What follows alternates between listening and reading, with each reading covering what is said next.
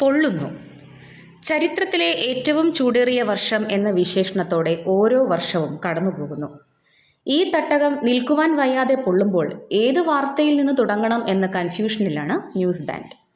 പാലക്കാട്ടെ ഉഷ്ണതരംഗത്തെക്കുറിച്ചുള്ള റിപ്പോർട്ടുകൾ അത്ര പുതിയതല്ല. എന്നാൽ ഏപ്രിൽ 28-ന് ദ ഹിന്ദുവിന്റെ 1-ാം പേജിൽ പ്രത്യക്ഷപ്പെട്ട heat waves keep state on its toss എന്ന വാർത്തയുടെ തുടക്കത്തിൽ തന്നെ ഒരു കാര്യം വ്യക്തമാകുന്നു. IMD ഇന്ത്യൻ മെറ്റീരിയോളജിക്കൽ ഡിപ്പാർട്ട്മെന്റ് പാലക്കാട്ടെ താപനിലയുടെ അടിസ്ഥാനത്തിൽ കേരളത്തിൽ ഉഷ്ണതരംഗം സംഭവിച്ചിരിക്കുന്നു എന്ന് ആധികാരികമായി സ്ഥിരീകരിച്ചിരിക്കുന്നു. സാധാരണ ഈ കാലത്ത് രേഖപ്പെടുത്താറുള്ള താപനിലയേക്കാൾ 5.5 ഡിഗ്രി സെൽഷ്യസ് കൂടുതലായ 41.8 ഡിഗ്രി സെൽഷ്യസ് ചൂട് രേഖപ്പെടുത്തിയപ്പോൾ ഉഷ്ണതരംഗത്തിന്റെ മാനദണ്ഡങ്ങളുടെ പരിധിയിലേക്ക് പാലക്കാട്ടും കടക്കുകയായിരുന്നു. ഈ വിഷയത്തെക്കുറിച്ചുള്ള വിശദമായ വായനയ്ക്കുതകുന്ന നിരവധി വാർത്തകൾ ഏപ്രിൽ 28 മുതൽ എല്ലാ മാധ്യമങ്ങളിലുമായി ലഭ്യമാണ്. ഏപ്രിൽ 28-ലെ തന്നെ ദ ഹിന്ദുവിന്റെ തന്നെ 12-ാം പേജിലെ how do extreme climate events impact Asia എന്ന വാർത്തയും extreme floods in Pakistan leads to heat waves in China, diversity can help Canadian drylands endure drought തുടങ്ങിയ വാർത്തകളുമെല്ലാം ചേർത്തു വയ്ക്കുമ്പോൾ ഇത്തിരി കടുത്തുപോയ ഒരു വേനൽക്കാലത്തിന്റെ ഉഷ്ണം മാത്രമല്ല നമ്മൾ അനുഭവിക്കുന്നത്. പിന്നെയോ ക്ലൈമറ്റ് ചേഞ്ച് എന്ന മനുഷ്യനിർമ്മിത മഹാദുരന്തത്തിന്റെ ലൈവ് ഷോ നമ്മുടെ പടിവാതിൽക്കലും ആരംഭിക്കുന്നതിന്റെ ഷോക്കാണ് നമ്മൾ അനുഭവിച്ചു തുടങ്ങുന്നത്. 2023 മാത്രം കാലാവസ്ഥാ വ്യതിയാനവുമായി ബന്ധപ്പെട്ട ദുരന്തങ്ങൾ നേരിട്ട് ബാധിച്ചത് 9 മില്യൺ മനുഷ്യരെയാണ്. 2000 പേർക്ക് ജീവൻ നഷ്ടപ്പെടുകയും ചെയ്തു. കഴിഞ്ഞ വർഷം ഏപ്രിൽ മാസത്തിനും ജൂൺ മാസത്തിനും ഇടയിൽ ഇന്ത്യയിൽ സംഭവിച്ച ഉഷ്ണതരംഗങ്ങളിൽ 110 പേർക്ക് ജീവൻ നഷ്ടപ്പെട്ടു. നേരത്തെ സൂചിപ്പിച്ച വേൾഡ് മെറ്റീരിയോളജിക്കൽ ഓർഗനൈസേഷന്റെ state of the climate of Asia റിപ്പോർട്ടിനെ അടിസ്ഥാനമാക്കി ദ ഹിന്ദു പ്രസിദ്ധീകരിച്ച വാർത്തയിൽ കഴിഞ്ഞ നൂറ്റാണ്ടിലെ ഏറ്റവും വലിയ ചുഴലിക്കാറ്റ് എങ്ങനെ മ്യാൻമാർ, ബംഗ്ലാദേശ് എന്നീ രാജ്യങ്ങളെ ബാധിച്ചുവെന്നും ഇതേ തുടർന്നുണ്ടായ കൊടുങ്കാറ്റിൽ ഇന്ത്യ, പാകിസ്ഥാൻ, നേപ്പാൾ എന്നിവിടങ്ങളിലായി 600 ജീവനുകൾ നഷ്ടമായതും പരാമർശിക്കുന്നുണ്ട്. ഇടിമിന്നലേറ്റുമാത്രം ഇന്ത്യയിലെമ്പാടുമായി കഴിഞ്ഞ വർഷം 1200 പേരാണ് മരിച്ചത്. വരും വർഷങ്ങളിൽ ഇത്തരം സാഹചര്യങ്ങൾ നേരിടാൻ കൂടുതൽ സൗകര്യങ്ങൾ ഒരുക്കണമെന്നും തയ്യാറെടുപ്പുകൾ നടത്തണമെന്നുമൊക്കെ ഓർമ്മിപ്പിച്ചുകൊണ്ടാണ് റിപ്പോർട്ട് അവസാനിപ്പിക്കുന്നത്.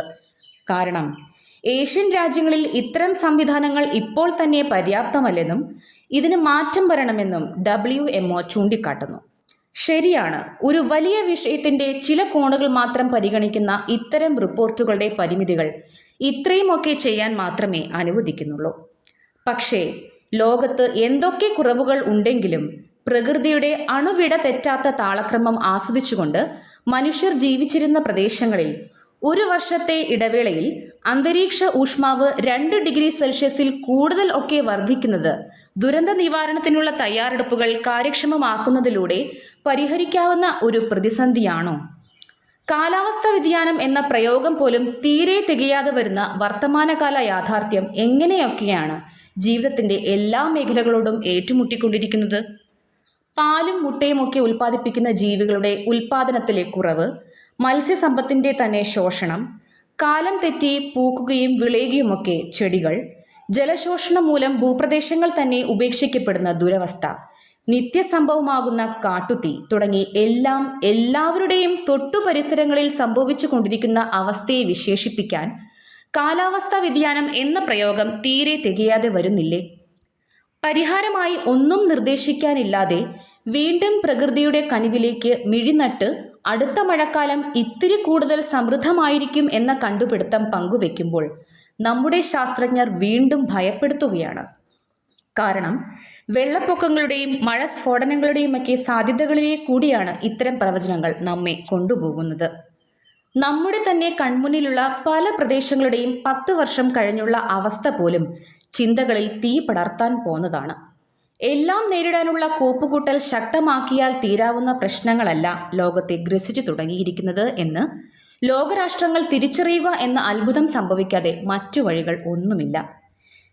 പ്രപഞ്ചത്തിൽ പ്ലാൻ ബി എന്നൊന്നില്ലാത്ത വിളങ്ങുന്ന ഭൂമി എന്ന ഒരേയൊരു വീടിനെ കുറച്ചുകൂടി കനിവോടെ സമീപിക്കുക മാത്രമാണ് ഇനി വഴി. പുതിയ കെട്ടിപ്പൊക്കലുകൾക്കും ആധുനികവൽക്കരണത്തിനുമൊക്കെ ഇനിയും നിന്നുകൊടുക്കാൻ തക്ക ശേഷിയില്ലാതെ വിധം ഭൂമിക്ക് ശ്വാസം മുട്ടിത്തുടങ്ങിയിരിക്കുന്നു. ഇനി ജീവിതം ഏറെയൊന്നും ബാക്കിയില്ലാത്ത വയോധികരായ രാഷ്ട്രീയ നേതാക്കൾ അവരുടെ ഇത്തിരി പോന്ന കാഴ്ചവട്ടം മാത്രം പരിഗണിച്ചുകൊണ്ട് എടുക്കുന്ന തീരുമാനങ്ങളല്ല ഇനി ലോകത്തിന് വേണ്ടത്. ജീവിതവും സ്വപ്നങ്ങളും ഏറെ ബാക്കിയുള്ള തലമുറയെ കൂടി അവരുടെ കുട്ടികളെ കൂടി പരിഗണിക്കുന്ന വികസന തന്ത്രങ്ങൾ ലോകത്ത് അടിച്ചേൽപ്പിക്കപ്പെടേണ്ടിയിരിക്കുന്നു. വെളിംപ്രദേശങ്ങളിൽ മഴക്കാലത്ത് കുറച്ചു മരങ്ങൾ നട്ടുപിരിഞ്ഞാൽ തീരാവുന്ന പ്രശ്നങ്ങളിലൂടെയല്ല പ്രപഞ്ചത്തിലെ ഒരേയൊരു വീട് ചുറ്റിത്തിരിഞ്ഞുകൊണ്ടിരിക്കുന്നത്. പൊള്ളയായ വാക്കുകൾ കൊണ്ട് നിങ്ങൾ ഞങ്ങളുടെ സ്വപ്നങ്ങൾ കവർന്നെടുത്തില്ലേ എന്ന കുരുന്നു നിലവിളികൾ നയരൂപീകരണ വിദഗ്ധരുടെ ഉറക്കം കെടുത്തേണ്ട സമയം അതിക്രമിച്ചിരിക്കുന്നു. ഒന്നിളവേറ്റിരിക്കാൻ, ചിലപ്പോൾ ഇത്തിരി പിറകോട്ട് നടക്കാൻ പോലും ഭൂമിയെ അനുവദിച്ചേ പറ്റൂ. കാരണം ലോകഭാഷയിൽ തന്നെ പറയട്ടെ, it's too hot, it's already too late. ഹൃദയം തൊടുന്ന വാർത്തകളുടെ പുനർവായനയുമായി വീണ്ടും വരാം. ഞാൻ സുമി. ബൈ.